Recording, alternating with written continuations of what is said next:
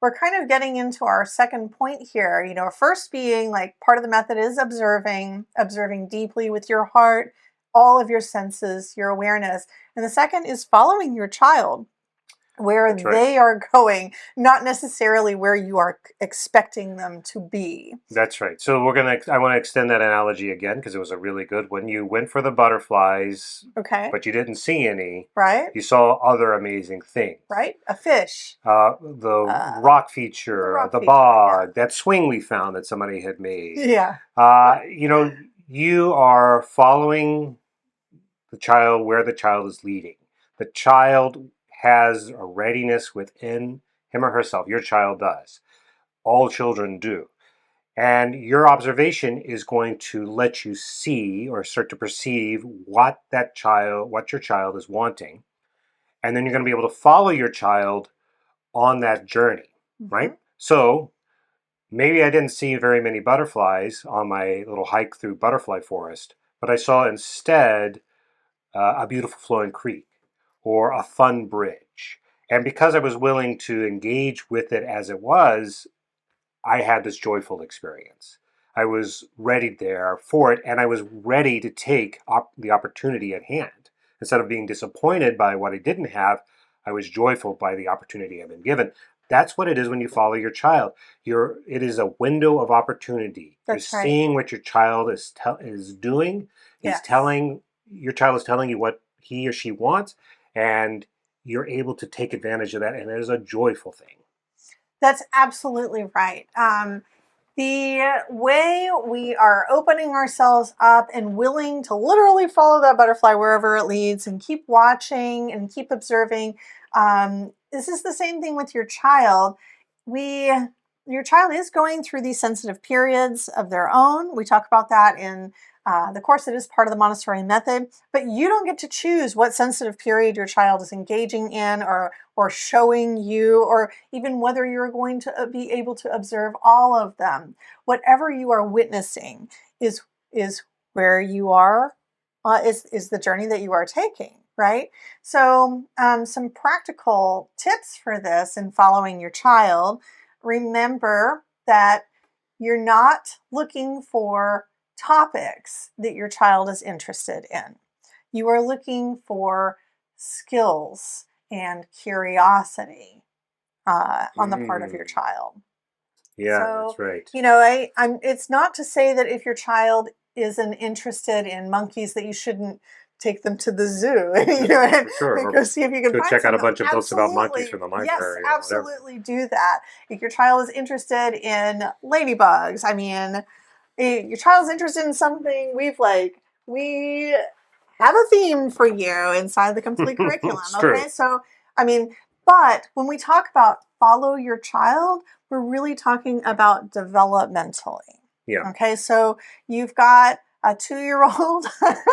Your child is that butterfly flitting from activity to activity. Do not put the expectation on them that they're going to be able to sit and listen to a 10-minute presentation when you're giving a lesson to them. All right, developmentally, your child is not there. So you're No. going to follow them by, if your child is just not paying attention, you're going to make your lesson shorter, right? Or you're going to design the work so that no lesson is needed at all. Yeah, If that's it's right. a great activity or material and you've prepared your environment to be simple and inviting, then maybe you don't need to give a lesson. All right, so Yep. that is the way that we can follow our children. Just remember that it's about their development and their own sensitivities and curiosities about the world, not a very specific thing that you need to do in response. Yeah, and I want to underscore something you said that I think we don't appreciate enough, and that is Yeah. about understanding thematic learning. So you made the point, Mm. like let's say your child is really into the ladybugs. Ladybugs, Okay, yeah. All right. ladybugs are real cool, Yeah. or trains are real cool, or dinosaurs are real cool, right? Going out and just getting a whole bunch of stuff specifically about ladybugs isn't going to necessarily feed your child. It's not taking advantage of that window of opportunity because that's not really what a theme is. A theme a good thematic approach to learning, it takes the concept and then it uses it to bridge into much deeper interconnected concepts. Right. So you're going to use the concept of ladybugs to explore math. Right. That's a Right. good So, for example, example. we have an aphid activity where you use little split peas and you do an activity on math. Also a story. Yeah. Or you're going to do it for reading or science. So this will be silly, but the one that came to mind are dinosaur nuggets, dino nuggets. Dino nuggets. Yeah, you know how kids can be real picky eaters, and so we're like, oh yeah, we'll get you some dino nuggets because every child likes to eat a That's a dinosaur great nugget. analogy. Yeah, that's right. I mean, your goal isn't to feed them little tiny misshapen dinosaurs. It's to get them to eat something. Right? So that's the same thing with the theme. Like your purpose isn't just to like get them to color a million pages or do dot to dot or whatever on ladybugs.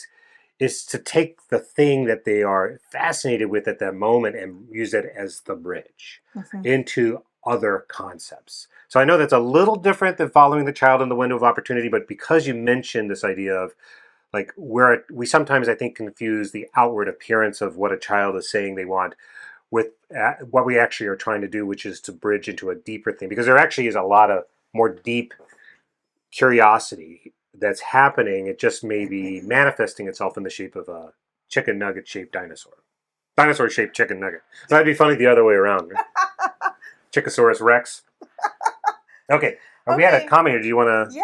What What does does Pia say? I can't read it from here. Hey, Eddie took the old planning and documentation sheets from the old primary program, and I went to do some secret work. Yeah. As you both know, he's been adverse to writing and drawing. Oh yeah, we've talked about that. She goes on. He was writing on the old documentation books. He was writing lesson plans, drawing them, and he's suddenly obsessed with making parts cards. I've just waited patiently, sometimes anxiously. Oh, I love this. Now, topics and skills are also a great reminder of curiosity. Yes. This is a beautiful, that is beautiful a wonderful point. Story. Honestly, Pia, this is where you want to get to. I mean, I'm sure you know this already, but I think most people don't. That by the time you get into lower elementary, people often come to me and say, but Aubrey, like, how do you prepare the perfect lower elementary environment? And my answer is not often what they want to hear, but it's the truth. They're the ones who prepare it. How do you prepare a perfect lower elementary activity? Your child prepares the perfect activity for themselves. Like by this stage, they should have learned so much from observing you and from interacting sensorially in their world that what you want to see is that spontaneousness. Lower elementary children in particular, and I know Pia's son is on the bridge in between primary and lower elementary, but this is like a really exciting moment.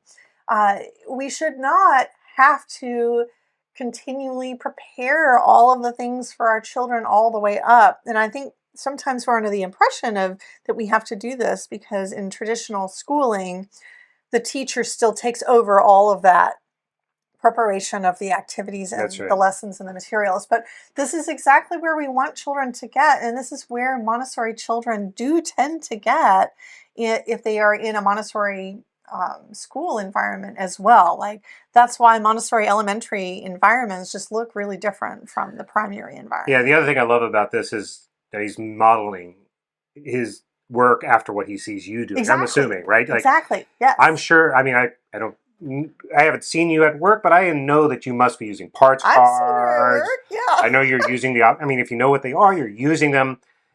How long has he been watching and observing? And then it finally clicks. He becomes curious about it. He wants to do it. Your patience paid off. And that's a perfect example. And it happens all over the world, all the time. For people who follow the Montessori method, there's a reason we've continued to use it for so long, and it works so well.